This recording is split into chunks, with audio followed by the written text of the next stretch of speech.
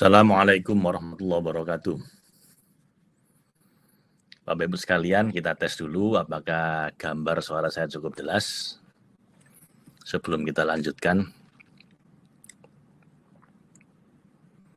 Ada Pak Hendra, selamat datang Pak Supiansah ya, Pak Ahmad, Mas Naseto, Bu Lilis.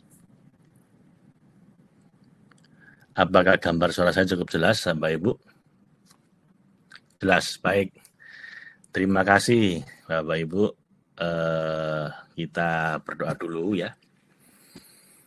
Ini adalah webinar pertama kita untuk program Ramadan Sepenuh Cinta. Bagaimana membuat Ramadan kita kali ini benar-benar kita bisa jalani dengan sepenuh cinta. Dan semoga dengan begitu menjadi Ramadan yang paling berkualitas yang kita pernah jalani, dan yang lebih penting lagi setelah Ramadan ini mudah-mudahan benar-benar menjadikan kita orang baru, menjadi hamba Allah yang baru dengan hati yang baru, yang beribadah dengan sepenuh cinta. Untuk itu kita berdoa dulu Bapak Ibu. Biridha'illah wa li syafaati Rasulillah ala hadhihi niyya kulli niyatin shalihah. Al-Fatihah. A'udzu billahi minasyaitonir rajim. Bismillahirrahmanirrahim. Alhamdulillahirabbil alamin. Ar-Rahmanir Rahim. Maliki yaumiddin. Iyyaka na'budu wa iyyaka nasta'in. Ihdinas siratal mustaqim. Siratal ladzina an'amta 'alaihim ghairil maghdubi 'alaihim waladdallin. Amin. Rabbana zalamna anfusana wa illam taghfir lana wa tarhamna lanakunanna minal khasirin. La ilaha illa anta subhanaka inni kuntu minadz zalimin. Rabbi inni zalamtu nafsi fa innahu la yaghfirudz dzunub illa anta. Rabbana atina min ladunka rahmah wa hayyi' lana min amrina rasyada. Rabbana atmim lana nurana waghfir lana innaka ala kulli syai'in qadir. Rabbana la tuzigh qulubana ba'da idh hadaitana wa hab lana min ladunka rahmah innaka antal wahhab. Ilahi anta maksudi wa ridhaka matlubi a'tini mahabbatika wa ma'rifatika wa muqarrabika. Ya Allah, duhai Sang Maha Kekasih, anta maksudi, engkaulah maksud dan tujuan hidupku. A'tini mahabbatika, karuniakanlah aku, karuniakanlah kami semua ini ya Allah, kecintaan padamu, kecintaan yang tulus padamu dan cintamu padaku. Wa ma'rifatika muqarrabika, dan karuniakanlah kami ya Allah kemakrifatan padamu, mengenalmu dan kedekatan denganmu. Ilahi anta maksudi wa ridhaka matlubi a'tini mahabbatika wa ma'rifatika wa muqarrabika. A'tini ridhaka wa ruddina likulli hajatina wa maksudina hajatad dunya wa hajatal akhirah. Karuniakanlah kami ya Allah, karuniakanlah aku dan kami semua ini ya Allah ijabah. Kau karuniai kami ijabah atas apapun yang kami inginkan, yang kami harapkan, baik itu harapan, keinginan di dunia maupun di akhirat. A'tini ridhaka wa raddina likulli qadaika khairihi wa syarrihi la haula wa la quwwata illa billahil aliyyil azim. Karuniakanlah kami ya Allah rasa ridho padamu dan keridhoanmu pada kami, karena sesungguhnya tidak ada kekuatan kecuali dengan pertolonganmu ya Allah. Rabbana la tuzigh qulubana ba'da idh hadaitana wa hab lana min ladunka rahmah innaka antal wahhab. Rabbana atina fid dunya hasanah wa fil akhirati hasanah wa qina adzabannar bi rahmatika ya arhamar rahimin bi rahmatika ya aziz ya ghaffar ya rabbal alamin. Wa sallallahu ala sayyidina Muhammadin wa ala alihi washabbihi wasallam. Walhamdulillahi rabbil alamin. Baik Bapak Ibu, apa kabar Bapak Ibu sekalian? Ini pertemuan pertama kita ya untuk training selama Ramadan ini yang kita kasih judul Ramadan Sepenuh Cinta. Sebelum kita lanjutkan Bapak Ibu, saya ingin tanya dulu pada Anda, apa yang Anda rasakan sepanjang Ramadan ini? Mungkin selama ini Ramadan udah beberapa hari, udah seminggu lebih ya. Apa yang Anda rasakan Bapak Ibu selama seminggu ini dalam Ramadan ini? Boleh sharing mungkin? Pak Yunan, Alhamdulillah sehat walafiat. Pak Wardi, maaf baru hadir, nggak apa-apa Pak. Selamat berpuasa, Pak Sulaiman, ya Pak. Terima kasih. Bapak Ibu, selama Ramadan ini, apa yang Anda rasakan? Saya nggak tanya apa yang Anda lakukan ya, tapi yang Anda rasakan. Apakah Anda bisa merasakannya dengan menikmati dengan sepenuh cinta, dengan penuh kebahagiaan, atau ya hambar-hambar saja? Bisa sharing mungkin?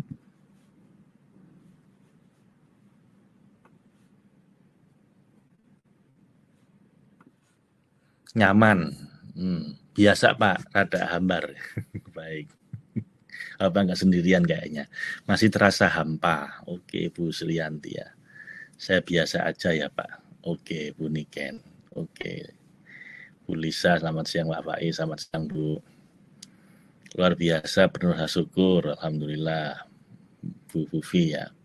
Mbak Yunan, bahagia dan senang. Rasa syukur dan syahdu. Pak Nur Hadi, biasa saja Pak. Ya, semangat luar biasa. Pak Sigit, nikmat ibadah Pak. Bu Nina, Alhamdulillah. Bu Isti, semakin bahagia, Coach. Oke. Apalagi ini? Makin semangat Bu Surtina. Mulai ada rasa cinta. Mulai ya, lumayan ini Pak Edi Santoso Rahman. Mulai paling tidak.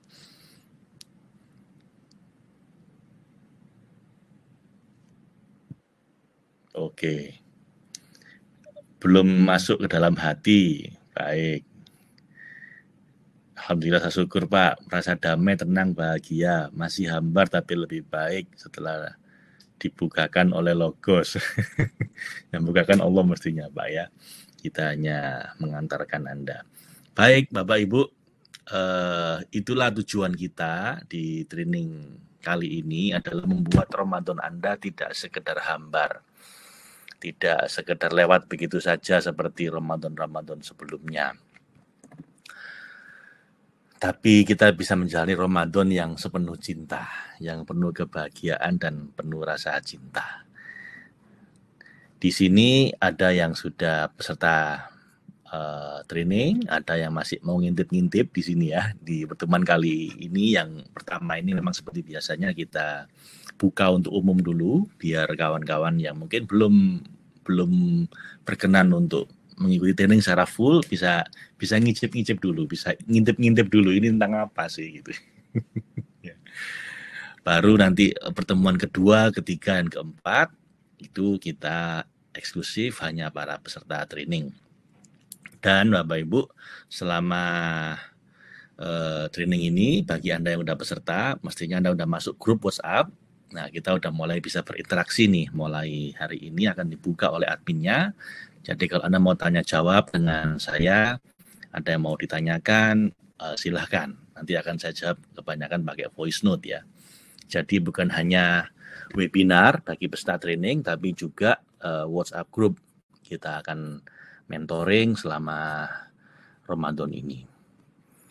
Oke ya Bapak Ibu, apakah Ramadan Anda sekarang ini hambar atau nggak ada rasa? Atau mungkin Anda sebenarnya senang aja ibadah, banyak ibadahnya, sholat tarawih mungkin tiap hari, khataman Quran, mungkin juga Anda ya banyak aktivitas lah ibadah di bulan Ramadan ini, karena juga situasinya mendukung ya, karena banyak orang juga seperti itu. Kita punya banyak aktivitas ibadah, tapi kayaknya nggak ada rasa cinta, nggak ada rasa bahagia yang genuine, yang benar-benar bukan dibuat-buat, bukan karena dengar hadis siapa yang merasa bahagia datangnya bulan Ramadan, maka ghufira lahu ma taqaddama min dzambi, maka akan dimaafkan semua dosanya. Bukan hanya karena ada hadis itu lalu kita ya mencoba berbahagia, tapi sebenarnya tidak secara tulus bahagianya. Atau yang lebih repot lagi, setelah Ramadan hidup kita ya biasa seperti biasanya, kembali seperti biasanya.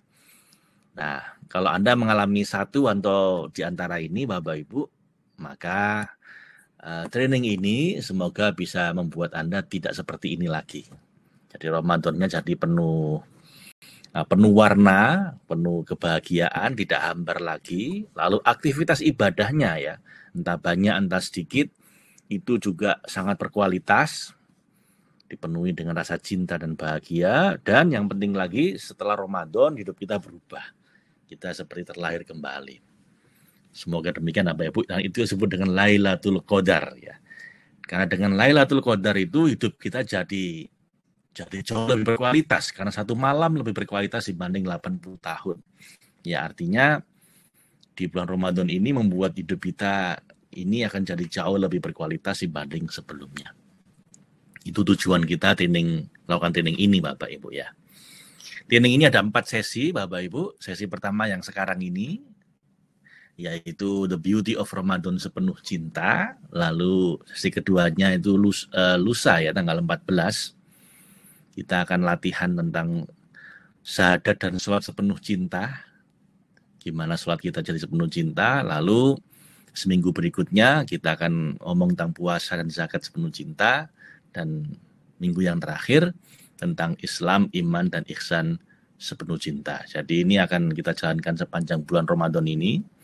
Dan kita akan gandengkan dengan WhatsApp group mentoring. Jadi kalau Anda ada pertanyaan atau ada yang mau diskusi, ada yang mau di-sharingkan, dicurhatkan, silakan mulai sekarang. WhatsApp grupnya akan kita buka, kita akan ngobrol-ngobrol di sana. Oke, ini jadi The Beauty of Ramadan sepenuh cinta. Ini kita bahas di sini ya Bapak Ibu ya. Bapak Ibu, kenapa sih penting rasa cinta dan bahagia dalam ibadah?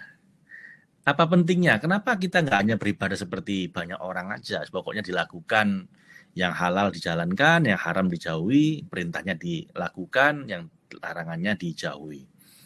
Kenapa nggak seperti itu aja Bapak Ibu? Nah, Bapak Ibu, ada 3 motivasi orang beribadah.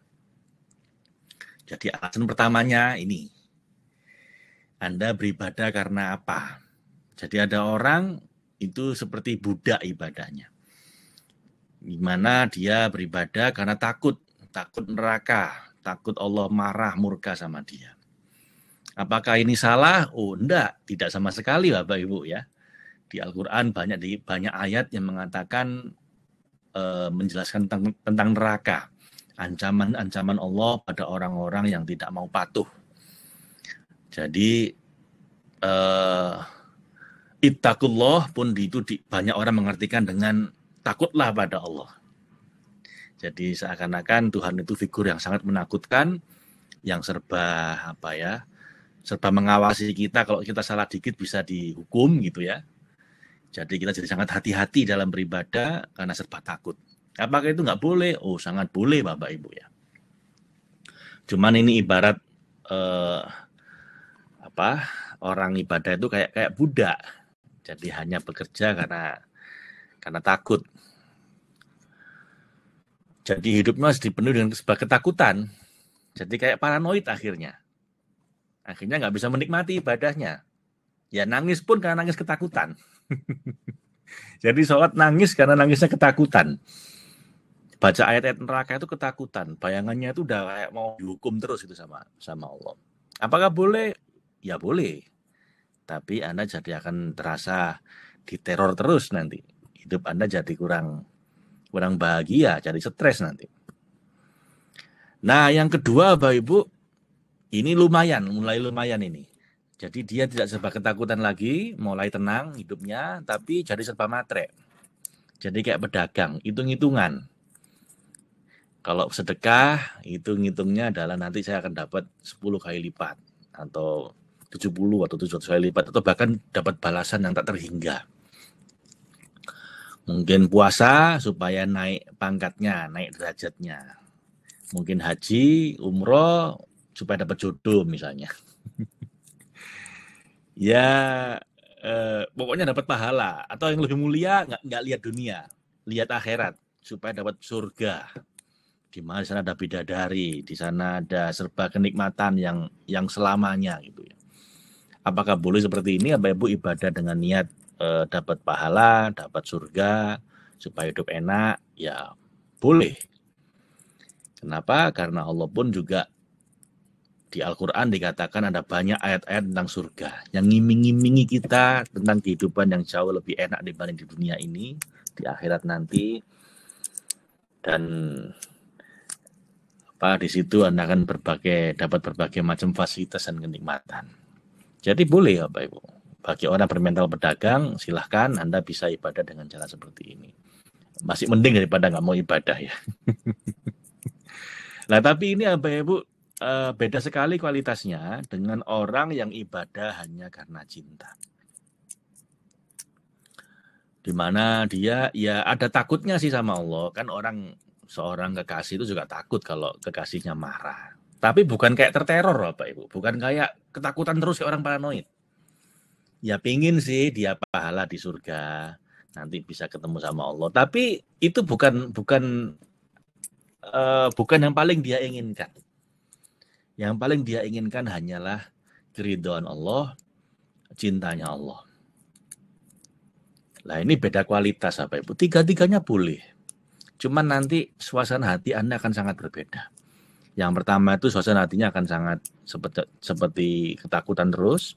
Yang kedua itu seperti orang diiming-imingi hadiah terus. Ya senang, semangat karena hadiahnya. Yang ketiga itu nggak peduli lagi. Nggak peduli mau dapat hadiah atau bahkan dihukum pun senang aja. Kenapa? Karena dengan cinta. Ini berat orang kalau mau menikah Bapak Ibu. Ada orang mau menikah misalnya pengantin baru, Dek kamu kenapa kok mau sama aku? Apa karena kamu mencintaiku sebagaimana aku mencintaimu, Dek? Lalu mungkin si perempuannya bilang, enggak mas. Maksudnya enggak gimana? Ya sebenarnya aku ini nggak cinta sama sampean. Sama Anda nggak cinta. Lah terus kenapa kamu kok mau menikah sama aku? Iya aku takut soalnya. Soalnya aku diancam sama bapakku. Bapakku utangnya banyak sama Anda. Lalu ini kayak Datuk Maringgi dengan Siti Nurbaya kali ya. Lalu aku dipaksa menikah sama kamu supaya bapakku nggak perlu bayar utang lagi. Jadi aku ya daripada aku dipukuli, daripada aku dimarahi sama bapakku, ya sudah aku mau aja kawin sama sampean. Karena aku takut. Nah, gimana? Anda suka nggak dengan menikah sementara pasangan Anda mau karena takut aja, bukan karena cinta? Ya pasti kan nggak mau ya. Ya kalau ada Datuk Maringgi Anda senang aja Bapak Ibu ya. Maksa orang kawin sama kita karena bapaknya utangnya banyak, ya karena dia cantik ya sudah kita kawin walaupun dia terpaksa. Ini kayak memperkosa akhirnya. Orangnya jadi terpaksa gitu. Kan kita nggak suka Bapak Ibu kayak gitu. Kecuali Anda memang orang yang otoriter gitu. Yang kedua Bapak Ibu, ini Anda tanya, Dik kamu kawin sama aku kenapa? Ya Saman kan kaya mas, sementara aku ini miskin. Jadi aku udah bosen miskin, pengen kaya. Jadi bukan karena cinta sama aku. Enggak, ya karena kalau sama sampean kan saya bisa dapat rumah yang indah, dapat mobil yang enak, punya pembantu banyak. Pokoknya dimanjakan lah. Jadi kamu kawin sama aku bukan karena cinta, tapi karena senang sama hartaku gitu ya. Iya mas. Nah, gimana? Anda seneng nggak kira-kira? Gak suka kan Bapak Ibu? Kan beda kualitas dengan orang yang ditanya, Dek kamu mau nikah sama aku kenapa? Karena aku ini orang nggak punya, kamu ini orang tuamu orang kaya. Kamu kenapa kok mau sama aku? Kalau dia menjawab, ya jangan ngomong gitulah mas. Semua ini aku lakukan karena saya cinta sama kamu. Kamu nggak takut aku ajak susah? Kamu kan biasa hidup enak dengan orang tuamu. Sama aku nanti kamu cuma naik motor, hujanan, rumah juga masih kontrak. Wis enggak apa-apa mas, asal sama kamu suka duka akan aku jalani. Mau kaya, mau miskin, mau sehat, mau sakit, mau dimusuhi banyak orang atau disenangi banyak orang, saya nggak peduli, asal kamu menemani mas, aku akan bahagia. Nah, ini ya Pak Ibu, suaminya walaupun dia masih miskin akan bilang, mungkin aku sekarang masih nggak punya apa-apa, tapi kalau nanti aku punya, kamu nggak usah minta, tak kasih semuanya. Dan itu pernikahannya pasti akan jauh lebih bahagia. Mau masih punya, mau udah punya uang atau belum punya uang, mau kondisinya susah atau nggak susah, mau dimusuhi banyak orang atau disenangi banyak orang, pasti pernikahannya akan jauh lebih bahagia dalam segala suka duka kehidupan. Jika menikah karena cinta. Demikian juga Bapak Ibu, kalau kita beribadah sama Allah, itu karena apa? Kalau Anda puasa hanya karena takut nanti kualat, kalau nggak puasa nanti orang-orang jadi menuduh Anda sebagai orang Muslim yang tidak baik, atau mungkin Anda takut nanti kalau nggak puasa nanti rezekinya kurang, ya berarti Anda masih level budak. Atau kepingin nanti kalau puasa ini nanti saya akan dapat pahala banyak, nanti di akhirat akan dapat hadiah-hadiah dari Allah, pahala yang akan buat Anda senang nanti di akhirat, ya Anda masih level pedagang. Tapi kalau Bapak Ibu, kalau kita puasa benar-benar karena cinta, itu kualitasnya akan beda jauh. So, alasan pertama kenapa kok kita perlu beribadah karena cinta, karena itu akan membedakan kualitas. Dan itu akan membuat kita jadi jauh lebih bahagia dalam menjalani semua ini. Bagi para pecinta Bapak Ibu, sakit pun itu sebuah kemesraan. Sementara bagi para pedagang, rugi dikit pun mengeluh. Ya, Bapak Ibu. Jadi itu alasan pertama kenapa kita perlu beribadah sepenuh cinta. Yang kedua, suatu hari Nabi ceramah di masjidnya beliau, tiba-tiba ada orang Arab pedalaman interupsi, ya, teriak, Nabi, kapan kiamat itu? Dia tanya gitu. Tadi beliau tentang masalah hari kiamat, tiba-tiba ada yang tanya, kapan kiamat itu? Lalu Nabi tanya kayak gitu, yang tanya ini orang semacam ya orang kurang berpendidikan lah ya. Jadi beliau pun tanya, kamu jangan tanya kapan kiamatnya. Itu apa? Bekalmu.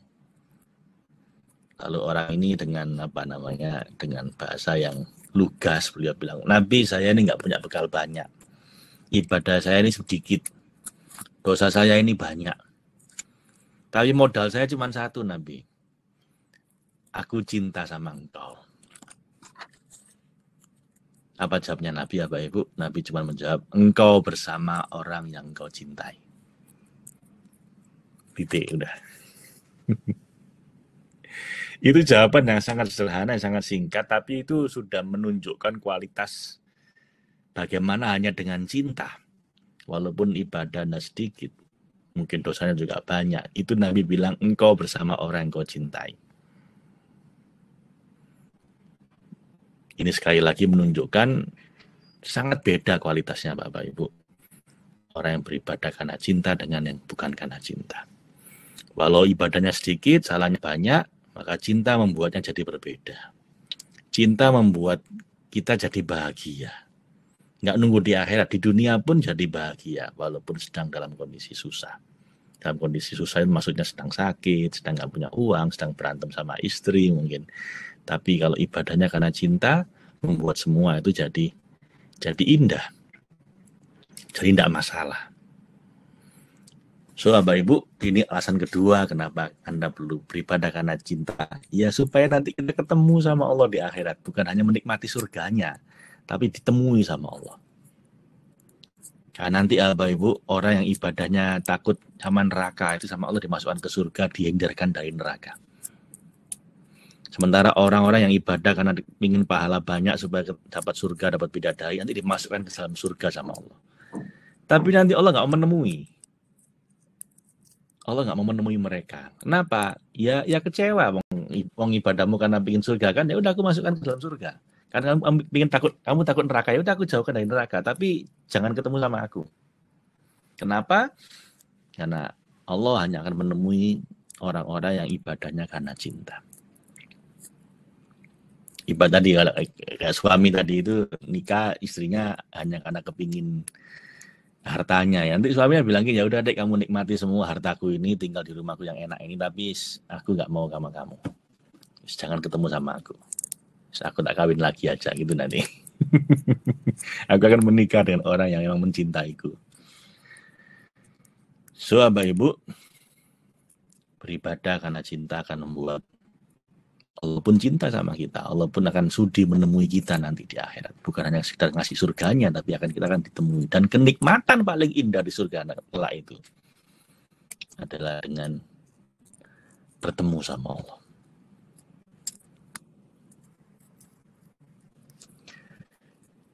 So, Anda ingin apa? Anda gimana ibadahnya? Jangan-jangan ini puasa hambar, ya karena Anda tidak menjalannya dengan cinta. Sekedar gugur kewajiban, sekedar ingin pahala, makanya hambar rasanya. Kayak orang berumah tangga kalau nggak ada cinta Bapak Ibu, ya hambar, ya sekedar gugur kewajiban, jalankan kewajiban sebagai suami, istri. Tapi ya nggak ada gairahnya, nggak ada rasa, nggak bisa dinikmati nanti. Itu alasan kedua Bapak Ibu. Saya mau cerita sedikit Bapak Ibu ya. Ini tentang juga alasan kenapa sih kok kita itu ibadah harus berbahagia. Saya ini waktu muda, waktu kecil itu sohibul stres. Di antaranya itu karena saya berkeyakinan bahwa hidup itu penuh dengan ujian. Bahwa hidup itu penuh dengan ujian, dan itu pun ujian rasanya datang bertubi-tubi. Karena saya umur 10 tahun ayah saya meninggal dunia, kemudian ya ada banyak masalah zaman saya kecil dulu. Jadi hati saya sering sedih, cenderung depresif, terus cenderung terlalu serius menghadapi segala hal gitu ya. Dan itu bikin orang nggak nyaman Bapak Ibu. Orang-orang sekitar saya itu nggak nyaman. Makanya kakak saya itu agak menjauh dari saya karena saya disebut dengan sohibul stres. Teman-teman saya pun waktu saya kuliah menyebut saya manik depresif. Kalau lagi semangat luar biasa, kalau lagi down sampai nggak mau kuliah gitu. Dan itu kebawa ketika saya ibadah sama Allah. Dalam ibadah pun saya tuh merasa bahwa Tuhan tuh kayaknya mudah tersinggung dan gampang murka gitu. Jadi serba takut, mudah cemburu Tuhan itu sama kita. Kalau kita nggak baik akan dipantengin gitu, kemudian dihukum. Dan akhirnya membuat saya jadi merasa apapun yang saya lakukan terasa selalu kurang, nggak sempurna. Kenapa? Karena Tuhan pasti menuntut lebih banyak. Pasti Allah itu tuntutannya banyak, syaratnya banyak. Dan itu bikin saya tambah stres, Bapak. Zaman saya SMA, saya tuh pernah nazar. Jadi saya pernah nazar bahwa kalau saya dalam hari itu berbuat kesalahan, saya akan puasa 3 hari berturut-turut. Saya nggak sebut kesalahannya apa, bukan dosa besar Bapak Ibu ya, sebuah kesalahan sederhana lah. Saya berjanji pokoknya kalau saya hari itu berbuat kesalahan, saya akan puasa 3 hari berturut-turut sebagai tebusan. Wah ini itu saya lakukan waktu saya SMA. Akhirnya apa? Gara-gara saya perfeksionis dalam ibadah ini, saya hampir tiap hari saya puasa. Kenapa? Ya karena sekarang berbuat kesalahan, saya puasa 3 hari. Lah ini 3 hari belum selesai, saya udah berbuat kesalahan lagi, nyambung lagi 3 hari. Akhirnya itu beberapa tahun, lumayan itu, mungkin sekitar 2 tahun mungkin. Saya tuh hampir tiap hari puasa akhirnya. Kemakan nadar saya sendiri yang perfeksionis dalam ibadah. Di mana seakan-akan kalau saya itu kurang dikit ibadahnya, Tuhan akan kecewa, Tuhan akan marah dan akan menghukum saya. Jadi serba nervous. Akhirnya bahkan setelah beribadah pun saya masih merasa bersalah dan gelisah. Jangan-jangan Tuhan nanti masih melihat kesalahan saya, mempersoalkan kekurangan ibadah saya. Dan itu terjadi beberapa tahun Bapak Ibu. Kayak badan saya tuh kurus tiap hari, hampir tiap hari puasa untuk menebus itu. Sampai saya ketemu guru yang mengatakan, saya dulu ngaji Al-Hikam ya, mengutip Imam Abu Hasan Asy-Syadzili, beliau berkata bahwa ibadah sedikit tapi disertai dengan rasa syukur jauh lebih baik daripada ibadah banyak disertai kegelisahan dan keraguan. Nah, ini persis kena saya bener nih. Waduh, iya ya. Waduh, saya dulu kalau zikir bisa 2 jam, bisa 3 jam. Ini semua zikirnya saya jalani, kemudian yang dikasih saya lakukan. Puasa hampir tiap hari. Itu pun masih nervous. Takut nggak diterima ibadahnya. Takut nanti Allah masih merasa kurang ibadah saya ini. Jangan-jangan nggak diterima. Akhirnya stres sendiri ya Pak Ibu. Makin banyak ibadahnya makin stres. Sampai saya ketemu guru yang mengatakan bahwa ibadah sedikit itu masih lebih baik. Asal ibadahnya sedikit disyukuri. Itu masih lebih baik dibanding ibadah banyak tapi disertai dengan keraguan, jangan-jangan ibadah saya ini nggak diterima sama Allah. Itu benar-benar mencerahkan saya Pak Ibu. Apa yang disampaikan oleh Imam Abu Hasan Asy-Syadzili. Imam Abu Hasan Asy-Syadzili ini adalah kakek gurunya penulis kitab Al-Hikam. Ibnu Athaillah As-Sakandari punya guru Abul Abbas Al-Mursi, kemudian Abul Abbas Al-Mursi memiliki guru lagi namanya Imam Abu Hasan Asy-Syadzili, pendiri Thariqat Syadziliyah. Nah, saya begitu dengar ini lega bener hati saya. Langsung saya ganti cara ibadah saya Bapak Ibu dengan cara walaupun sedikit asal dilakukan dengan bahagia, dengan ceria, dengan rasa syukur, ya Allah alhamdulillah dikasih bisa ibadah. Udah cukup, udah lebih baik dibanding Anda ibadah banyak tapi kemudian merasa khawatir terus seakan-akan ibadahnya nggak diterima. Kenapa Bapak Ibu? Karena keinginan meraih kesempurnaan dalam ibadah itu justru terkesan Anda tidak mensyukuri karunia Tuhan yang telah. Akhirnya saya walaupun sekarang cuma sholat sunat 2 rakaat itu saya syukuri. Doa saya pertama ketika habis sholat fardu itu alhamdulillah. Alhamdulillahilladzi hadana li hadza wa ma kunna linahtadiya laula an hadanallah. Ya Allah terima kasih kau berikan saya hidayah, kekuatan untuk bisa bersujud, untuk bisa beribadah ini. Dan saya pasti nggak bisa mau beribadah kecuali Engkau kasih hidayah itu ya Allah. Jadi walaupun sedikit saya syukuri ya Bapak Ibu. Akhirnya apa? Walaupun 2 rakaat bahagia, tenang. Dibanding dulu 12 rakaat pun masih serius, masih sepaneng. Wah jangan-jangan nggak diterima ini. Wah kurang sempurna, tadi sujudnya kurang khusyuk, tadi kurang ini, kurang itu. Waduh, repot dulu. Sekarang 2 rakaat saya syukuri. Dan nggak perlu bebani perasaan buruk, seakan-akan Allah itu nggak menerima atau menolak ibadah kita. Kalau Anda berprasangka buruk begitu sama Tuhan, ya nanti Tuhan pun akan tidak menerima. Ana inda dzonni abdi bi. Aku perlakukan hambaku sebagaimana prasangka dia padaku. Kalau dia berprasangka buruk, seakan-akan nggak nerima ibadahnya karena kurang khusyuk, kurang ikhlas, kurang ini, kurang itu, ya nggak aku terima.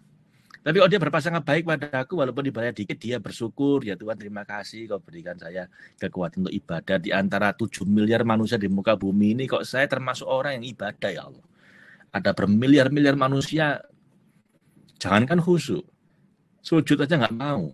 Apalagi sujud, iman aja enggak. Kok engkau pilih menjadi hambamu yang sudah beriman, berislam, mau sujud, dan mau ibadah 2 rakaat ini, udah alhamdulillah ya Allah.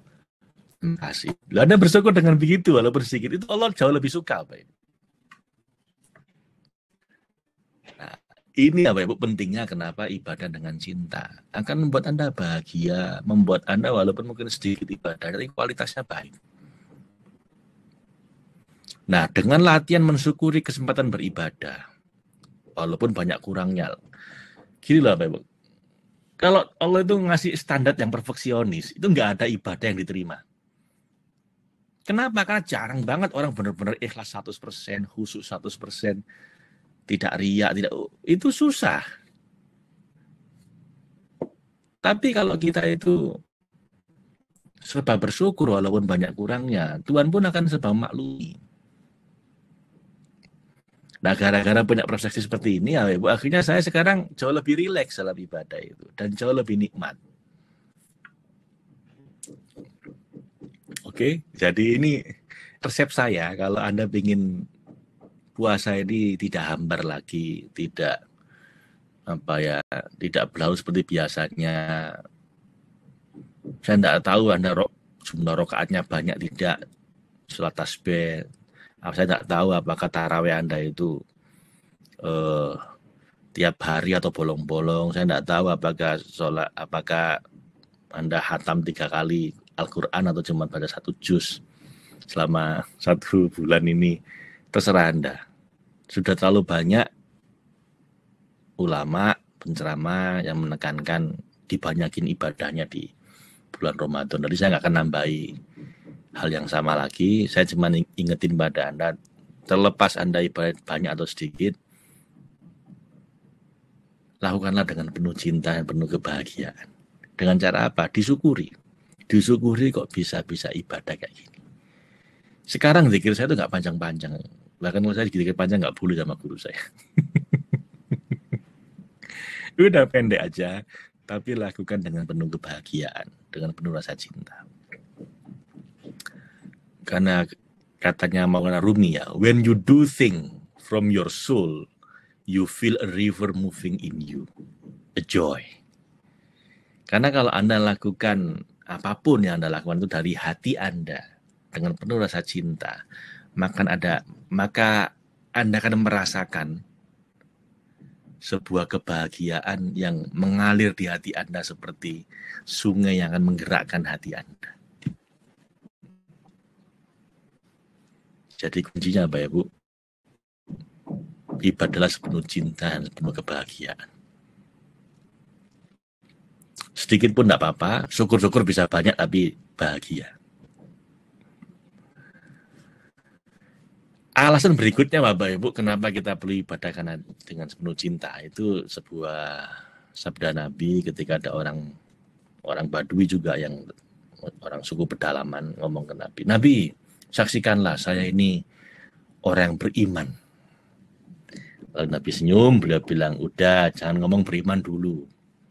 Bilang saja Nabi saya telah berislam. Karena Nabi tahu orang ini iman belum masuk ke dalam hatinya, tapi dia patuh atas perintah Nabi lah. Yang kayak gitu itu masih Islam tapi belum iman.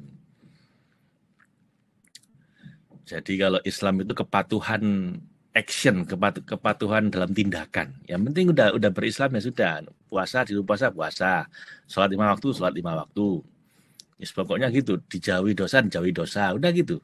Itu Islam, berislam, taslim, berserah diri untuk mematuhi apapun yang disampaikan oleh Nabi. Nah, itu Islam, itu level pertama, Pak Ibu. Nah, tapi kalau kita mau lebih berkualitas, masuk ke level kedua. Level kedua itu nggak hanya action, tapi juga di pikirannya diiringi dengan keyakinan. Nah, ini mulai berislam dengan sebuah kesadaran dan keyakinan. Jadi mulai ada ilmunya ini. Nah, itu namanya iman. Level 2. Level pertama pokoknya patuh. Pokoknya ya dijalani syariatnya. Tapi belum ada belum ada perenungan, kesadaran intelektual dan keyakinan yang benar-benar masuk dalam pikiran kita bahwa memang saya beriman. Itu belum, sekedar ikut-ikutan. Bisa jadi kita berislam karena orang tua kita Islam, tapi tidak melalui perenungan, tidak melalui kesadaran yang penuh untuk benar-benar yakin atas apa yang kita jalani ini. Nah, orang suku pedalaman itu masih level Islam, belum iman kata Nabi. Kalau Anda udah masuk level iman, udah mulai lumayan ini, level tengah-tengah. Nah, yang paling bagus kalau kita masuk level ihsan. Ihsan itu sudah beribadah tidak hanya actionnya patuh, tidak hanya pikirannya yakin, kesadarannya yakin, tapi juga hatinya. hatinya mulai muncul sebuah rasa cinta dan bahagia bersama Allah. Jelas ya Bu ya. Ini persis kayak gimana ya? Ya kayak Anda mungkin seneng sama orang dulu, jatuh cinta sama orang, itu kan nggak bisa dibikin-bikin, nggak bisa dibuat-buat apa itu. Kalau emang rasanya belum muncul ya belum ada aja, belum ada rasa cinta. Tapi Anda mungkin ya teman, mungkin ya Anda percaya sama dia gitu aja mungkin.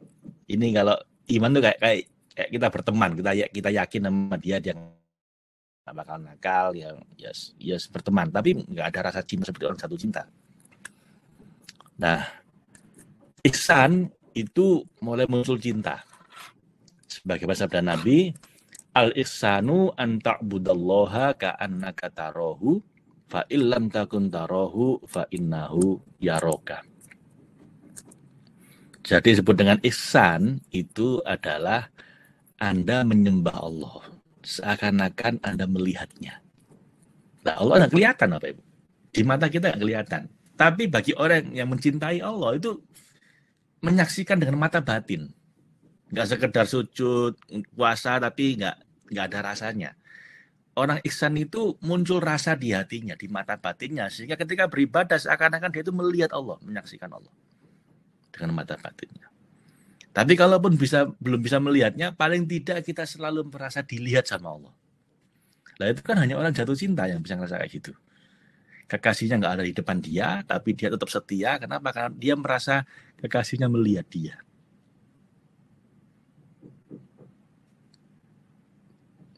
So, Bapak Ibu, kalau Anda beribadah sepenuh cinta, kualitas ibadah Anda akan masuk level tertinggi, yaitu level ihsan.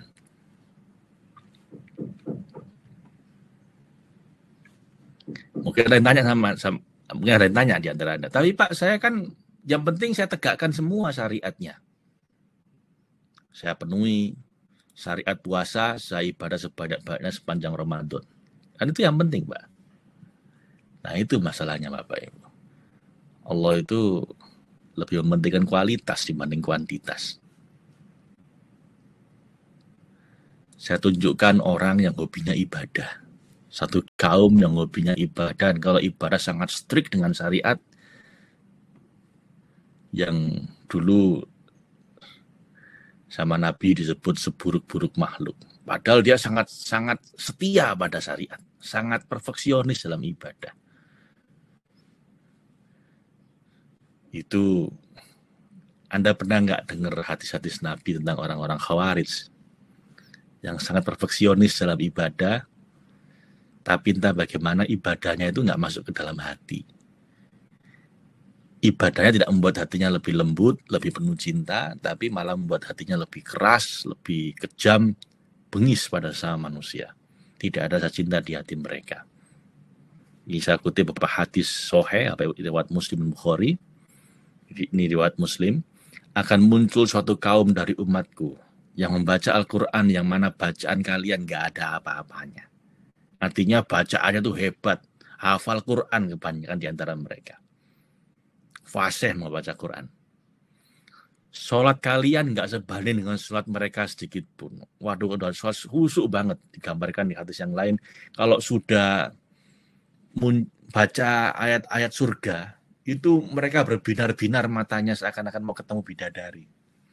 Kalau dia baca ayat-ayat neraka, dia bisa nangis-nangis dalam sholatnya karena ketakutan seakan-akan neraka di depan mata mereka. Puasa kalian nggak bisa menandingi puasa mereka sedikit pun. Udah puasa, hobinya puasa. Zaman saya dulu, hobinya puasa sampai badannya kurus, mukanya cekung. Masalahnya mereka ini adalah seburuk-buruk umat, kata Nabi. Mereka keluar dari agama ini seperti anak panah keluar dari busur. Lalu kenapa? Ibn Abbas menjelaskan dalam hadis yang lain, aku belum pernah menemui suatu kaum yang sungguh-sungguh dalam ibadah. Dahi mereka luka karena seringnya sujud. Wah, hobinya sujud sampai dahinya ini luka. Tangan mereka kapalan. Entah, di kapalan karena sholat. Isi dan berminyak. Sampai pokoknya nggak Bapak Ibu udah. Sebenarnya ibadah tok udah. Wajah mereka menunjukkan kurang tidur karena banyaknya qiyamul lail di malam hari. Yaqra'una Qur'an la yujawizu tarokihum. Tapi kata Nabi, mereka itu kalau baca Quran fase serius, tapi tidak melebihi kerongkongannya. Jadi Quran hanya dibaca di mulutnya, nggak masuk ke dalam hatinya. Berkata Ibnu Hajar al-Asqalani, berkata Imam Nawawi bahwa yang dimaksud yaitu bacaan Quran mereka hanya lewat lidah, tapi nggak sampai turun ke hati mereka dalam Fathul Bari. Maknanya semua ibadah mereka hanya ritual semata, tidak membuat hatinya lebih lembut dan ulas asih pada manusia.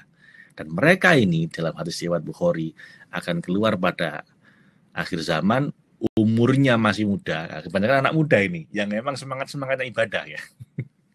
Tapi ilmunya sedikit, cuma modal semangat, ngajinya kurang, dan merasa dirinya sebaik-baik manusia karena ibadahnya paling banyak. Tapi mereka membaca Al-Quran tidak melebihi kerongkongannya, terlepasnya anak panah dari busurnya. Hadis riwayat Bukhari, riwayat Muslim. Bapak Ibu hati-hati. Kalau Anda mungkin di Ramadan ini banyak-banyakin ibadah, tapi hati Anda tidak ikut, itu bisa jadi kualitasnya jadi sangat rendah. Kesimpulannya, Bapak Ibu, beribadahlah sebaik mungkin, tapi lakukan dengan cinta. Cinta pada Tuhan dan ulas asih pada makhluk. Karena nggak bisa juga Anda cuman cinta sama Allah, tapi ulas asih pada makhluk. Itu Khawarij itu sangat setia ibadah. Tapi saking takutnya nanti kalau nanti di akhirat nggak selamat. Lalu karena dia serba ketakutan, dia jadi serba keras pada dirinya. Dan karena dia keras pada dirinya, jadi keras sama orang lain. Jadi kalau orang lain nggak sekeras dia, itu dianggap sesat. Bahkan Sayyidina Ali bin Abi Thalib khalifah yang keempat ya, sahabat Nabi sekaligus menantu kesayangan beliau, suami dari putri kesayangan beliau, itu dikafirkan sama Khawarij ini karena dianggap tak cocok seperti yang mereka pahami. Dan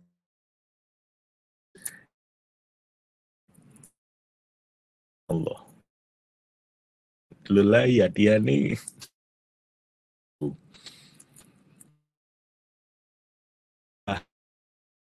anggap Abdullah bin Mul orang Khawarij ini. Dan ini ya Bapak Ibu, tidak hanya zaman dulu, sampai sekarang pun juga masih ada. Naudzubillah, banyak ngafal, ibadahnya sangat serius, tapi lihat orang lain itu ngeremehkan.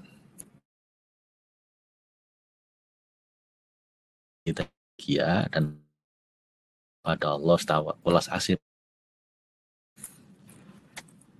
Kalau katanya Maulana Rumi, love is the cure. Cintalah yang akan menjadi obat. Obat itu apa? For your pain will keep until your eyes constantly exhale love. Luka di hati Anda, rasa penderitaan hidup Anda hanya akan melahirkan luka baru lagi. Hanya akan membawa penderitaan baru lagi, kecuali Anda hanya menghembuskan nafas cinta dalam hidup Anda. Intinya Bapak Ibu, dalam hidup ini akan perlu ada penderitaan kecuali Anda menjalani hidup dengan cinta. Nggak hanya ibadah, dalam apapun. Kalau kita jalani dengan cinta, maka semua akan jadi indah. Maka Bapak Ibu, saya mengajak Anda untuk kita jadikan Ramadan ini Ramadan yang sepenuh cinta. So, saya kasih Anda resep latihan. Latihan ibadah dengan bahagia. Supaya setelah webinar ini ya Bapak Ibu, Anda bisa langsung praktek. Apa itu? Terserah, Anda mau ibadahnya banyak atau sedikit terserah. Anda mau sholat 2 rakaat saja habis Isya, atau Anda terawih 8 rakaat, 20 rakaat. Anda sambung dengan sholat tasbih. Terserah Anda mau baca Quran cuma 1 halaman atau 1 juz 1 hari, terserah. Ya tentunya kalau lebih banyak lebih baik ya Bapak Ibu ya. Tapi yang saya tekankan kali ini adalah apapun ibadah Anda, sebanyak apapun atau sedikit apapun, jangan berprasangka buruk pada Tuhan. Seakan-akan Allah itu mudah tersinggung atau serba menuntut kesempurnaan atas amal Anda. Dia tidak seperfeksionis sebagian dari kita. Dia maha mencintai, maha memaklumi, maha memaafkan, maha luas rahmat dan kasih sayangnya. Dia lihat Anda sholat 2 rakaat saja, udah mau sujud aja udah seneng, asal itu Anda syukuri. Daripada lihat Anda sholat 12 rakaat tapi Anda gelisah terus, curiga seakan-akan Tuhan tidak menerima amal Anda. Tuhan nggak seneng kayak gitu. Dan kalaupun nanti Bapak Ibu Anda mungkin sekarang sedang ada kesusahan, jangan lagi beranggapan bahwa itu hukum atau ujian. Ada orang saya lagi diuji sama Tuhan. Yang lebih parah lagi saya lagi dihukum sama Allah. Jangan Bapak Ibu. Berprasangka baiklah. Hanya karena Tuhan ingin saya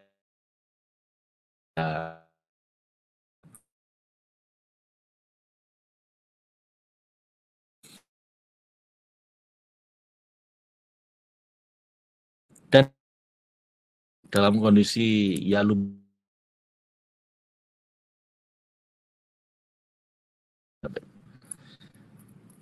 yang paling repot kan dari dua minggu di kamar doang, nggak kemana-mana. Tapi ya saya nikmati aja. Kenapa? Karena saya anggap ini saatnya bermesraan dengan Tuhan. Jadi udah jangan susah, jangan berprasangka buruk seakan-akan Tuhan itu menguji Anda, apalagi menghukum Anda. Nah, Tuhan cuma ingin bermesraan dengan Anda ketika Anda uangnya nggak banyak, sedang utang banyak. Berdoalah, dan itu momen kemesraan. Ada cerita Bapak Ibu dulu guru saya menceritakan pada saya, seorang ahli maksiat ya, Brahmacora suatu hari berdoa sama Tuhan, ya Tuhan, saya minta ini. Itu langsung dikasih sama Allah. Langsung dikasih apa yang dia minta. Sementara ada seorang ahli ibadah, orang baik, itu tiap hari, tiap malam berdoa, tapi nggak dikasih-kasih sama Allah. Malaikatnya bingung. Ya Tuhan, ya Allah, kenapa yang tadi itu ahli maksiat, begitu berdoa, engkau langsung kasih. Sementara yang ini ahli ibadah, udah lama berdoa nggak engkau kasih-kasih, ya Allah, kenapa? Dan Allah menjawab, ya karena berdoanya. Malam bangun, lalu nangis-nangis berdoa, itu mesra gitu. Jadi jangan dikasih dulu, biarkan dulu. Karena aku lagi seneng denger doanya. Biarin dulu aja. Nanti kalau udah cukup banyak, kita tabung dulu aja pahalanya. Nanti kalau udah cukup lama dia berdoa, udah sangat mesra, udah cukup, kasih apa yang dia minta double. Nah, terus kenapa kalau orang-orang yang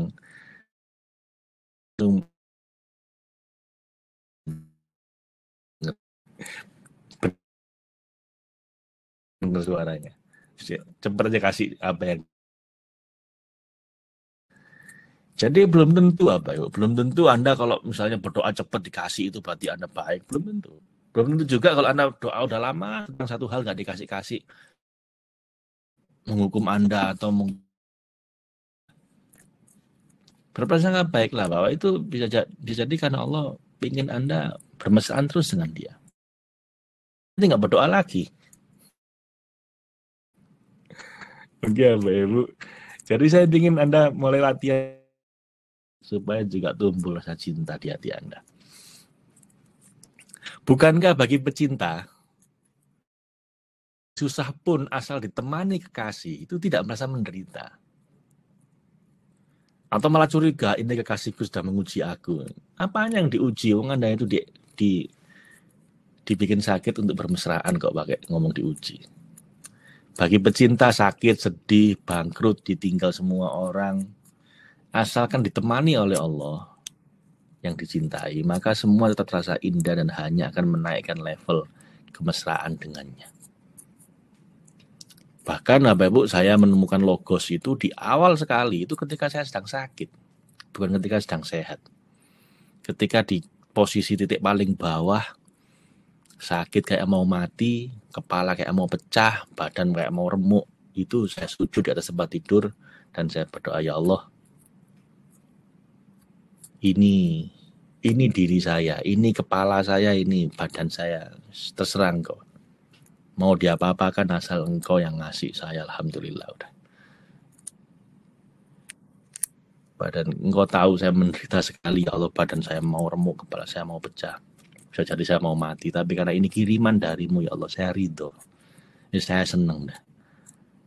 Anggap aja kemesraan. Makin sakit kepalanya, makin mesra Bapak Ibu. Makin senang. Dan akhirnya berdoa itu, ya Allah, jika Kau berikan saya kesempatan sekali lagi untuk menjalani hidup saya, semoga itu akan saya gunakan untuk semakin Kau cintai, semakin Kau ridhoi, loving God. Lalu juga bisa saya gunakan untuk semakin berkhidmat pada umat Rasulullah, memberi manfaat sebesar-besarnya pada sebanyak mungkin hamba-Mu yang lain, blessing others, rahmatan lil alamin, dan semoga saya tidak menyia-nyiakan potensi, bakat, waktu, usia, umur yang Kau berikan padaku ini, tapi aku gunakan sebaik mungkin semua itu. Dan aku perbaiki terus-menerus, semakin lama semakin baik, self-improvement. Hingga saatnya kalau aku mati dalam kondisi yang terbaik, husnul khotimah dalam pelukan cintamu. Loving God, blessing others, self-improvement jadilah logos. Logos community waktu itu masih mahasiswa saya. Lalu berubah menjadi logos institute ketika saya udah lulus. Dan sekarang menjadi logos village. Jadi itu pun lahir ketika saya sedang menderita, Bapak Ibu. Tapi tidak berprasangka buruk itu akan Tuhan menguji saya, apalagi Tuhan menghukum saya. Enggak ada. Nah, Tuhan ingin bermesraan aja. Jadi Bapak Ibu, itu PR-nya untuk materi yang satu ini. Lakukan ibadah Anda. Silakan. Sedikit boleh, banyak boleh. Ya saran saya dibanyakin dong ini Ramadan. Cuman terlepas sedikit atau banyak, mulai hilangkan prasangka buruk pada Tuhan. Seakan Tuhan nggak menerima ibadah saya kurang ini, kurang itu. Dihitung bener ya kurang semuanya nanti. Tapi kan Tuhan nggak kayak gitu, apa ya? Syukuri, lakukan dengan cinta, lakukan dengan penuh kemesraan. Oke, Bapak Ibu, itu PR-nya. Nah sekarang, jadi untuk materi ini PR-nya itu lakukan dengan sepenuh cinta, sepenuh bahagia. Lah nanti di pertemuan berikutnya, lusa ya, tanggal 14, kita akan bahas supaya lebih dalam lagi cintanya. Kita akan bahas tentang syahadat dan sholat sepenuh cinta. Ini materi 2 hari lagi. Jadi kalau Anda tanya, oh iya Pak Faiz, saya ingin sepenuh cinta Pak, tapi gimana caranya Pak? Kasih saya step-stepnya. Tadi udah ada latihan ya, udah bisa Anda latih. Cuman kalau Anda ingin lebih detail lagi, nanti lusa kita akan bahas di sholat sepenuh cinta. Latihan paling gampang ya latihan sholat. Kan sholat itu yang kita jalani 5 kali sehari. Nah sudah, itu kita latih dilakukan dengan sepenuh cinta. Bagaimana caranya? Nah itu nanti kita bahas lusa Bapak Ibu. Dengan materi sholat sepenuh cinta. Saya lihat dulu ada pertanyaan.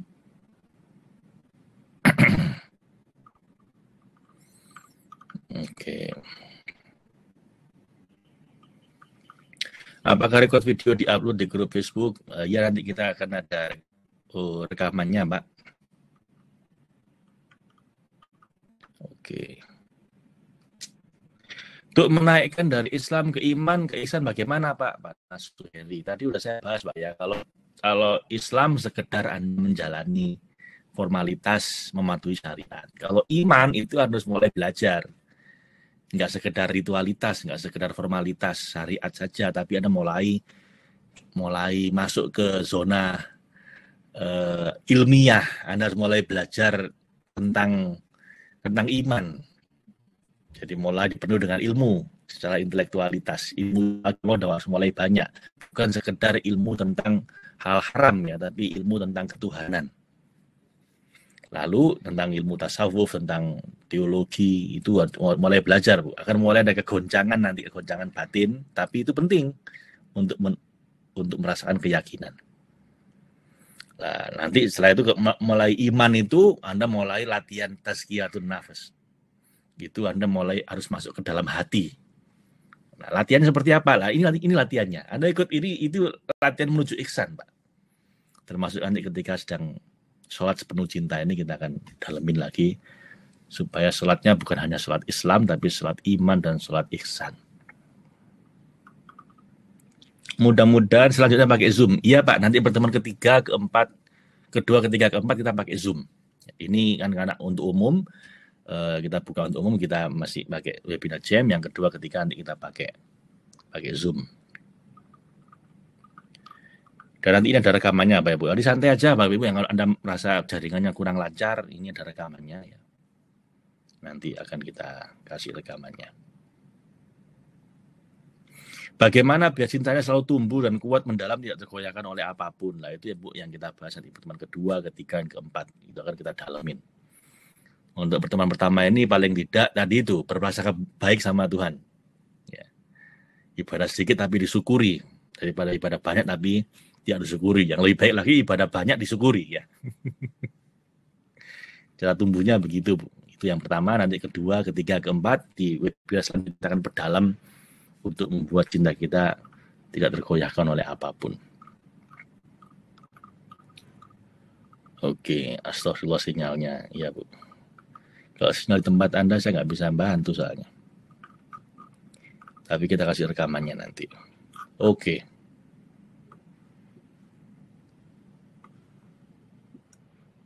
Pingin bisa sholat sepenuh cinta. Nah ini saya bahas sedikit ya sekarang, sholat sepenuh cinta seperti apa. Nanti detailnya di pertemuan kedua. Sholat sepenuh cinta ini kita bahas nanti lebih dalam caranya di pertemuan kedua Bapak Ibu. Sholat yang membuat kita bahagia. Di mana bahagianya itu sebelum sholat kita nunggu waktu sholat, karena itu kayak Anda nunggu kekasih Anda itu kan mau ketemu aja udah deg-degan, udah nunggu waktunya ketemu gitu ya. Dan ketika ketemu sama Allah ketika sholat, Anda akan tenggelam dalam kedekatan dan cinta pada Allah. Dan ketika sholat Anda benar-benar tenggelam dalam rasa cinta, dan setelah sholat Anda akan merasa damai, tentram, menjalani aktivitas sehari-hari Anda dengan penuh kedamaian. Benar-benar ada efeknya sholat itu. Tanha anil fahsya'i wal mungkar.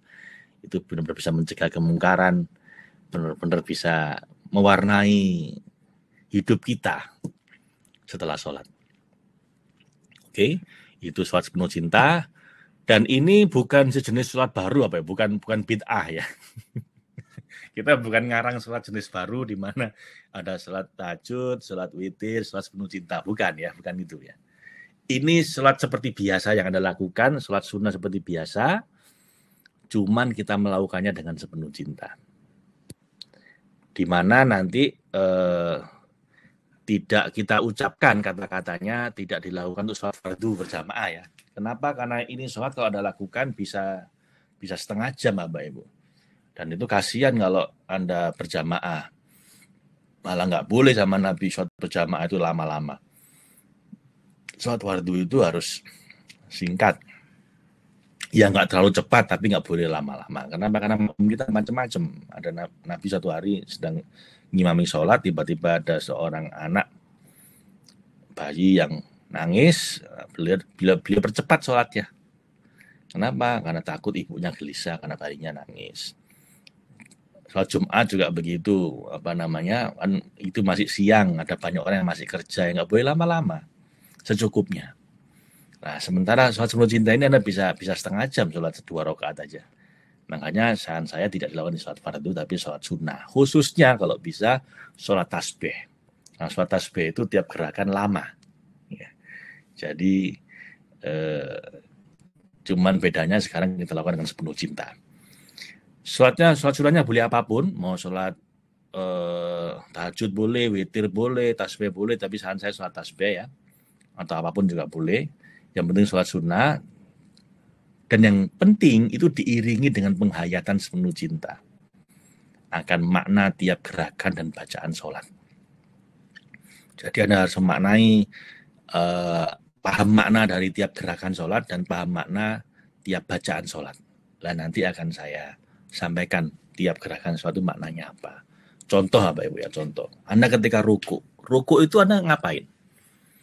Ruku itu dalam berbagai hadis, itu doanya bisa macam-macam. Kalau nggak salah ada 11 macam doa ruku apa Ibu. Jadi, tapi posisinya sama semua. Kalau posisi ruku itu nggak ada perdebatan. Posisinya sama semua, ruku ya gitu semua. Kalau bacaannya bisa beda-beda. Nah, terus orang posisi ruku itu apa maknanya? Anda memaknainya seperti apa? Kalau saya, Bapak Ibu, itu dimaknai seperti Anda menyerahkan leher Anda pada Allah.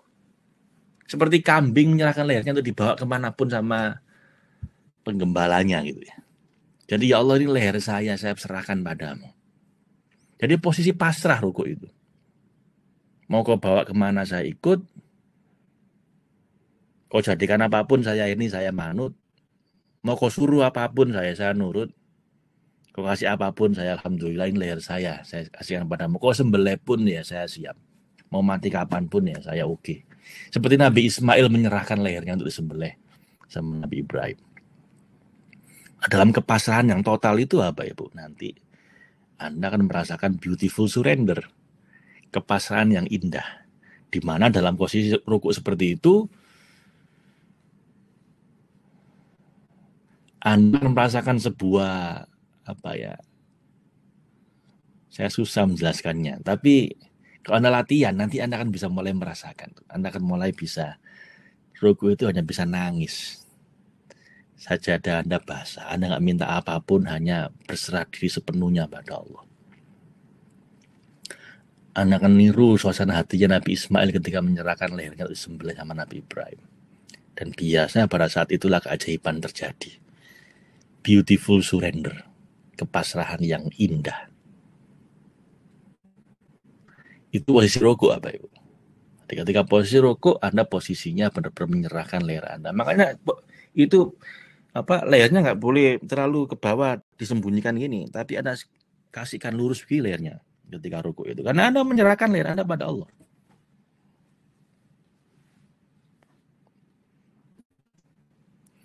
Itu posisi ruku.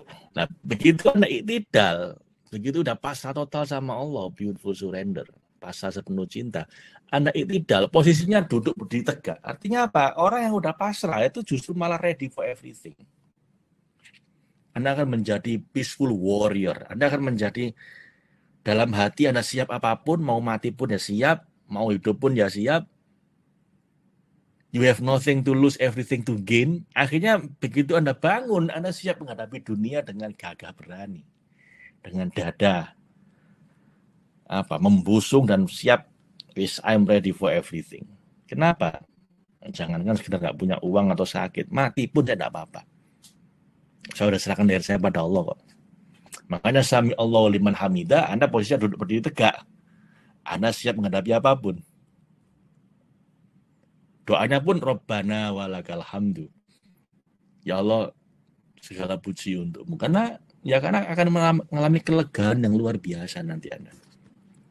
Ketika iktidal itu. Baru sujud itu Anda berdoa. Salah satu posisi di mana yang paling dekat antara hamba dengan Tuhannya adalah ketika sedang sujud. Lah Anda berdoa. Silakan Anda berdoa, doa yang penting. Nanti akan saya pandu Bapak Ibu dari tiap gerakan itu nuansa hati seperti apa yang perlu Anda hadirkan sesuai dengan makna bacaan dan makna gerakan sholat. Oke. Dan terus mengapa kita perlu sholat sepenuh cinta Bapak Ibu? Supaya sholat kita tidak menjadi beban, tapi malah menjadi sumber kebahagiaan kita. Kita jadi merasa kebahagiaan sebelum, selama, dan sesudah sholat. Dan tentunya juga meraih ridho dan cinta Allah Sang Maha Kekasih. Karena ya tadi itu Bapak Ibu, ibadah yang dilakukan dengan sepenuh cinta itu kualitasnya jauh beda dengan ibadah yang sekedar ibadah gugur kewajiban.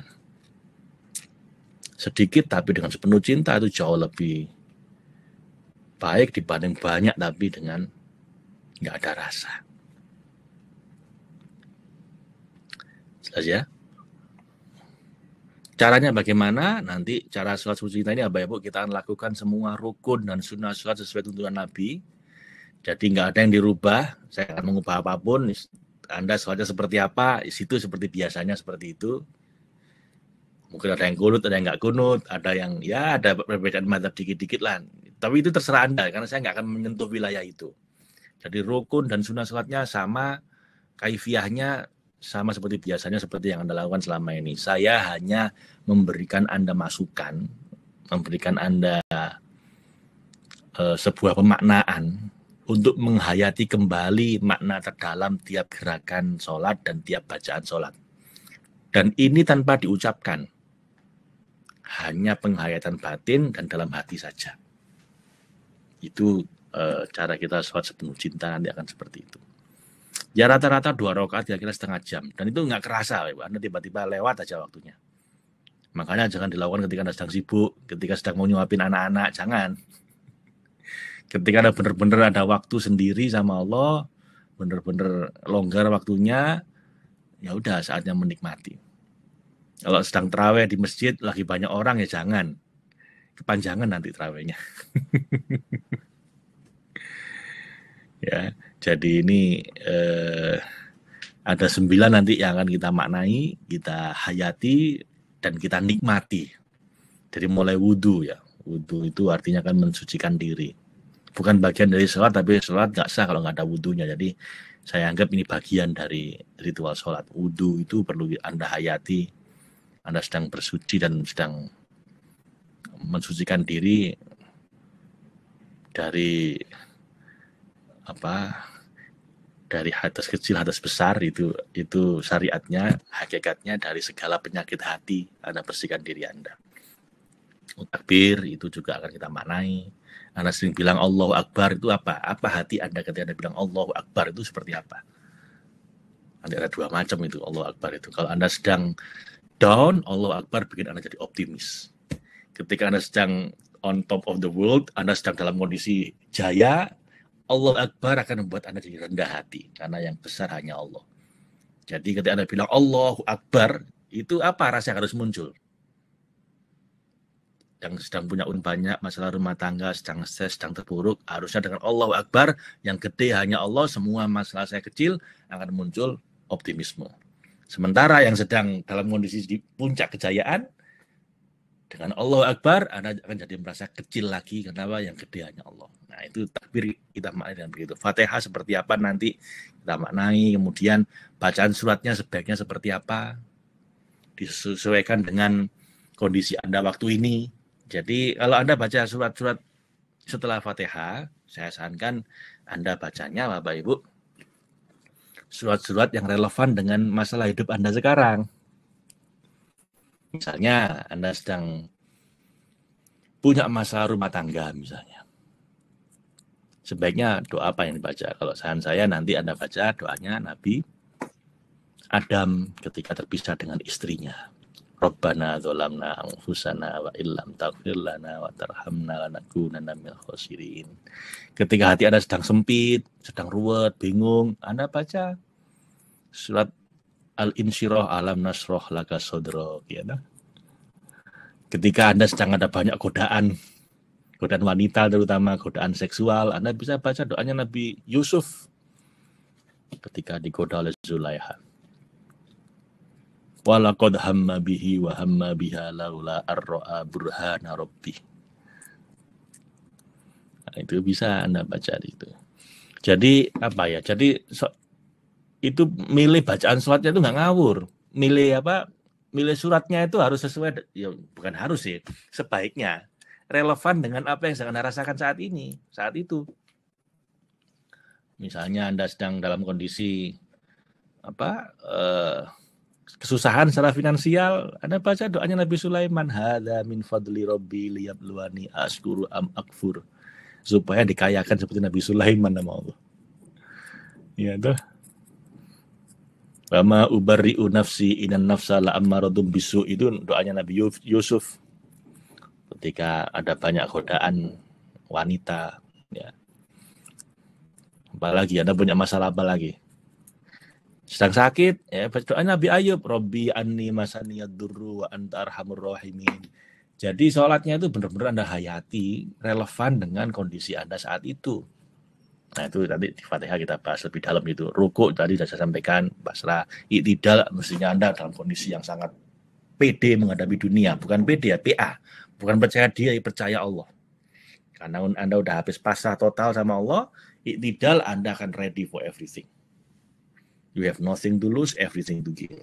Sujud, saatnya berdoa, doa yang penting. Doa terpentingnya apa? Nanti kita bahas itu.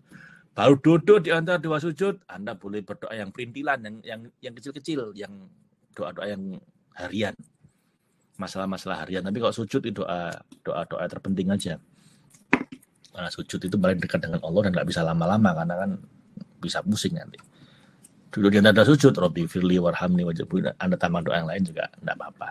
Yang penting jangan diucapkan dalam hati aja. Tahiyat nanti apa, salam nanti apa. Itu masing-masing nanti ada pemaknaannya apa ya. Dalam sholat sepenuh cinta. Supaya sholat Anda nggak sekedar gerakan sholat. Tapi benar-benar Anda maknai. Dan nanti otomatis khusyuk apa Ibu. Kalau Anda benar-benar menghayati maknanya, sholat nanti benar-benar khusyuk nanti. Otomatis sudah. Dan insya Allah nanti sepanjang sholat Anda hanya bisa nangis bahagia. Sholat sepenuh cinta. Itu Bapak Ibu ya. Itu nanti materi 2 hari lagi, tanggal 14 insya Allah kita akan bahas ini untuk menemani sisa Ramadan Anda supaya ketika sholat itu benar-benar sholat sepenuh cinta. Sayang Bapak Ibu, Anda nanti kan pasti banyak sering tahajud, malam bangun, apalagi 10 hari terakhir. Kalau itu hanya sekedar syariat saja, ya nggak ada rasanya, itu sayang. Kualitasnya akan sangat tidak berkualitas Bapak Ibu. Ya sekedar melakukan gugur kewajiban. Kan sayang ya. Dengan sholat sepenuh cinta ini nanti Anda akan jadi jauh lebih bahagia, lebih nyaman, lebih enak melakukannya. Dan yang lebih penting lagi, insya Allah mudah-mudahan Allah lebih ridho karena kita melakukannya dengan sepenuh cinta. Lalu minggu depannya lagi, tanggal 14, tanggal 21 April, itu mendekati 10 hari terakhir Ramadan ya. Itu kita akan bahas puasa dan zakat sepenuh cinta. Karena nanti Anda akan berzakat toh ya. Itu bagaimana supaya puasanya itu berkualitas juga. Karena ini adalah lagi hadisnya Nabi. Jangan biarkan puasamu sia-sia. Karena hadis riwayat Tabrani mengatakan betapa banyak orang yang berpuasa namun nggak dapat apa-apa dari puasanya kecuali lapar dan dahaga. Tuh kan? Kalau Anda hanya asal gugur kewajiban, ya sekedar lapar dan haus Bapak Ibu. Ini kan bukti sekali lagi bahwa ibadah itu kalau tidak Anda hayati dengan sepenuh cinta, nggak ada artinya nanti. Sama Nabi bahkan Anda puasa selama 14 jam kelaparan kehausan ya cuma dapat itu doang. Ya cuma sekedar nggak dosa gitu aja. Karena tidak melanggar syariat. Anda nggak dosa, tapi ya dapat pahala nggak dapat. Makanya harus kita tingkatkan kualitasnya. Ini udah nggak saatnya lagi ibadah kayak anak SD atau taman kanak-kanak yang pokoknya sekedar dilakukan nggak dimarahi sama ibunya. Ini harus ibadah level kekasih Bapak Ibu. Ibadah yang memang Anda menikmati itu, Anda lakukan dengan sepenuh cinta, Anda bahagia melakukannya. Nggak usah nunggu di akhirat pun, Anda di dunia udah bahagia. Dan berdampak besar pada hidup pada sehari-hari setelah Ramadan. Dan tentunya dengan begitu malah di akhirat ya pasti dibereskan semua sama Allah. Wong Anda melakukannya dengan sepenuh cinta. Saya ingin sampaikan puasa itu 3 level ya. Pertama level formalitas, ya sekedar nggak makan, nggak minum, nggak berhubungan seksual gitu aja. Sekedar nggak dosa gitu, memenuhi syarat formal, itu puasa level formalitas ya. Lalu yang kedua, puasa yang mulai level akhlak. Anda mulai menjaga panca indera dan perbuatan Anda ikut berpuasa. Mulai menjaga tangan Anda, lidah Anda, mata Anda, telinga Anda, mulai Anda jaga ikut berpuasa. Itu level 2. Nah, level 3 itu puasa akal dan hati. pikiran dan hati kita itu hanya fokus sepenuhnya pada Allah. Jadi bahkan selama 14 jam itu hati pikiran kita jaga untuk hanya selalu kesadaran kita itu hadir terus bersama Allah. Nah ini puasa akal dan hati. Yang pertama ini puasanya orang awam, yang kedua puasanya orang khos, orang-orang khusus istimewa, yang ketiga ini puasanya orang khawasul khos, orang-orang level VVIP. Puasanya seorang kekasih ya Pak Ibu. Jadi benar-benar menghilangkan yang lain selain Allah di hati dan pikirannya. Nah ini kita perdalam lagi di tanggal 21 April. Gimana biar level puasa kita itu level 3. Zakat juga gitu Bapak Ibu. Dan sedekah ya, zakat dan sedekah infak. Itu yang pertama sedekah saat kita berlebihan. Ya kan sebatas nisab. Ya, nisabnya berapa? Ya pokoknya 100 gram emas misalnya 2,5%. Jadi kalau enggak ya enggak keluar uangnya. Kecuali zakat fitrah pun cuma 2,5 kilo beras. Nah ini level pertama. Zakat formalitas, sedekah ya karena Anda berlebih-lebihan aja, makanya Anda berlebih uangnya Anda sedekah. Itu sangat biasa, semua orang bisa seperti itu. Anda masuk level kedua, kalau sedekah Anda tetap Anda lakukan bahkan ketika Anda sedang susah. Anda sendiri sedang kekurangan tapi Anda tetap bersedekah. Nah ini mulai istimewa nih. Walau kana bihim khososoh, dulu sahabat muhajirin itu dan sahabat Ansornya juga sedang kekurangan sebenarnya, nggak berlebihan, ya nggak kaya juga. Tapi begitu sahabat muhajirin datang berhijrah di tempat mereka, maka sahabat-sahabat Ansor itu menolong mereka, walaupun mereka sendiri juga sedang susah, sedang butuh pertolongan. Nah, baru istimewa itu, khos istimewa. Tapi yang khawasul khos, yang lebih istimewa lagi adalah kalau sedekahnya, zakatnya sepenuh cinta. Ini orang yang menemukan kebahagiaan dalam sedekah. Yang kedua itu ya tetap sedekah sih, tapi dengan berat hati. Yang level 3 ini udah nggak ada beratnya sama sekali, bahkan menemukan kebahagiaan di saat dia sedekah. Nggak peduli dia kaya atau miskin, dia akan terus sedekah. Nggak peduli dia sedang enak atau sedang susah, dia akan terus berbagi. Kenapa? Karena kebahagiaan dia justru di saat sedekah itu. Kalau dalam psikologi dikatakan, uang tidak bisa membeli kebahagiaan. Kecuali kalau uang itu Anda bagikan. Itu ada risetnya, ada penelitian ilmiahnya. Apa yang paling membahagiakan ketika Anda punya uang? Yang pertama, melakukan kenikmatan hedonis. Makan enak, beli sepatu mahal, beli mobil bagus, itu level pertama. Tapi itu biasanya bahagianya nggak lama, cuma sebentar. Begitu Anda beli mobil bagus, pertama seneng banget. Begitu 3 bulan, ya biasa. Padahal untuk beli itu butuh 1 miliar misalnya. Level kedua, Anda bisa bahagia dengan uang itu kalau Anda gunakan dengan pengalaman, jalan-jalan, umroh, haji, itu juga bisa bahagia. Levelnya lebih tinggi dibanding yang pertama. Kalau yang pertama tadi itu bahagia dengan mengkonsumsi. Yang kedua itu bahagia dengan experience. Spend on experience, not things. Itu istilahnya orang-orang waras psikologi kebahagiaan, positif psikologi. Lebih bahagia mana? Anda punya uang 5 juta dengan dibelikan jam tangan atau dibelikan jalan-jalan mungkin dengan istri ke mana, ya pokoknya ke tempat yang indah bulan madu kedua. Nah, menurut penelitian yang kedua lebih bahagia. Kenapa? Karena experience itu akan meninggalkan kenangan yang cukup lama dibanding barang-barang. Nah, tapi ada lagi yang ketiga, level 3, yang paling bikin kita bahagia apa? Kalau kita sedekahkan uang itu. Jadi bukan hanya agama yang ngomong gini, Bu. Para psikolog pun setelah diteliti ternyata orang yang paling bahagia itu yang dia ngasih. Dengan berbagi itu yang bahagia bukan hanya Anda, tapi juga orang yang Anda kasih. Dan efeknya lebih long lasting. Bahkan kalau Anda percaya dengan Tuhan, bukan hanya orang yang Anda kasih yang bahagia, Tuhan pun senang lihat Anda berbagi itu. Nah, Itu nanti kita bahas lah di pertemuan yang ketiga Bapak Ibu ya. Sedekah sepenuh cinta. Lalu pertemuan yang terakhir kita akan bahas Islam, iman, ihsan sepenuh cinta. Ini kita akan bahas ini Bapak Ibu tentang 3 level. Kalau Anda mau menuju sama Allah, Anda akan melalui 3 tahap. Taholli itu membersihkan diri dari akhlak-akhlak buruk. Tahalli menghiasi diri dengan akhlak-akhlak mulia.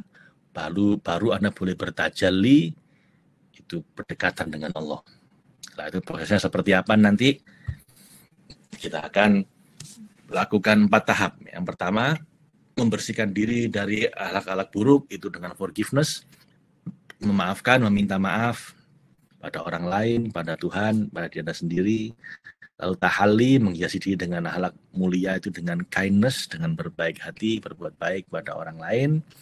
Lalu tajalli, itu gratefulness and lovefulness, bersyukur dan melakukan segala hal karena cinta pada Allah.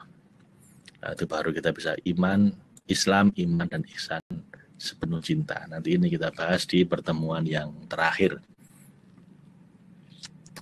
Oke, Bapak Ibu, dan yang pertanyaan paling penting, bagaimana caranya mulai merasakan lovefulness, sepenuh cinta pada Allah? Nah, kita akan mulai mendalami ini di pertemuan yang kedua. Untuk pertemuan pertama ini cukup tadi biar saya berprasangka baik sama Allah. Syukuri setiap ibadah Anda walaupun cuma sedikit. Ada doanya nanti saya kasih di WhatsApp grup ya. Doa walaupun amal sedikit tapi berkualitas. Itu ada doanya, alhamdulillahilladzi hadana li hadza wa ma kunna linahtadiya laula an hadanallah.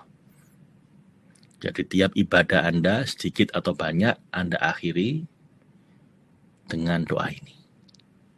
Supaya Anda bisa menghayatinya dengan sepenuh cinta. Supaya Anda merasa bahwa bahkan sholat cuma 2 rakaat ini, bahkan cuma sedekah Rp10.000 ini, bahkan puasa yang mungkin masih minim seperti ini, itu kita syukuri.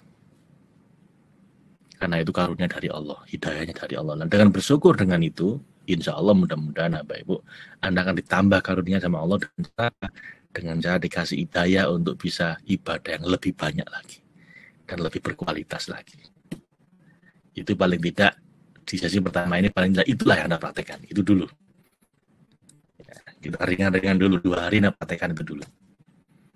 Pokoknya selesai Anda ibadah apapun, buka puasa, habis baca doa buka puasa, habis sholat sunat 2 rakaat, bahkan habis sholat fardu, apapun itu, pokoknya itu Anda sedang ibadah, Anda akhiri dengan mensyukurinya, itu adalah karunia dari Allah. Alhamdulillahilladzi hadana li hadza wa ma kunna linahtadiya laula an hadanallah. Nanti akan saya kasih rekamannya di grup WhatsApp kita ya, bagi para peserta. Sama doa yang lain nanti saya kasih. Itu doa yang hampir selalu saya baca ketika habis selesai sholat. So, ini jadwalnya Bapak Ibu. Udah selesai yang pertama, Beauty of Ramadan sepenuh cinta. Nanti yang kedua lusa, 14 April, sholat sepenuh cinta.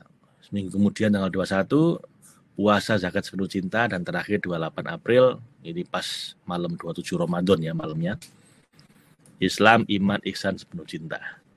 Semoga Bapak Ibu, kalau kita lakukan ini semua, Anda akan bisa mencari Ramadan Anda ini dengan Ramadan yang jauh lebih berkualitas. Dan jangan lupa Bapak Ibu, bagi peserta, Anda akan dapat 7 bonus webinar. 7 bonus webinar ini akan Anda dapatkan ya, saya ingatkan. Dan ini bagus-bagus webinarnya Bapak Ibu, ada 7 pemateri, masing-masing akan 2 jam.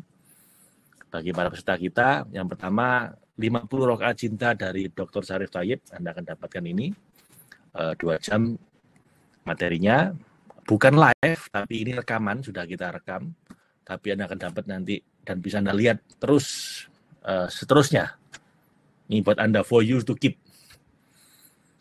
Lalu juga Anda nanti akan dapat ini materi dari mengatasi mental block dan menjadi tuan diri sendiri dengan NLP, Pak Endi Fatah Yusuf. Lalu musik sufistik sebagai pelembut hati, pecahan cinta ilahi. Ini dari Pak Ahmad Munjid sama saya ini yang ngasih materi ini.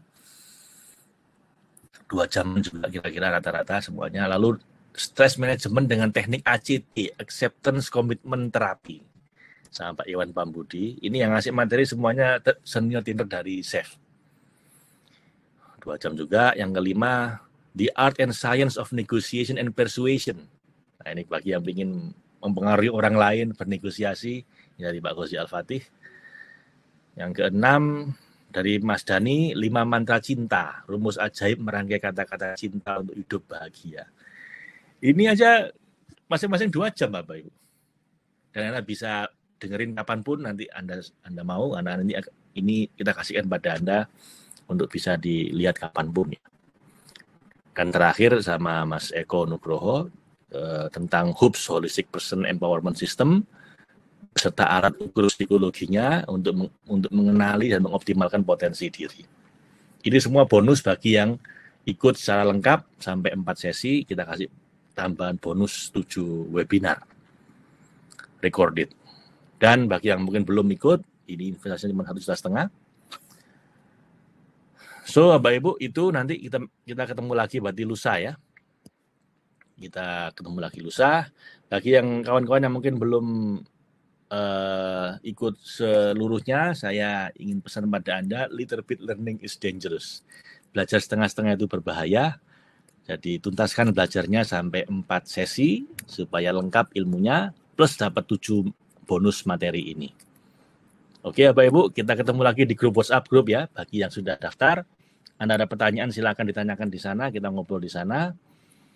Terus bonusnya dalam bentuk apa Pak? Itu video rekaman dari webinar live 2 tahun yang lalu kita bikin acara itu.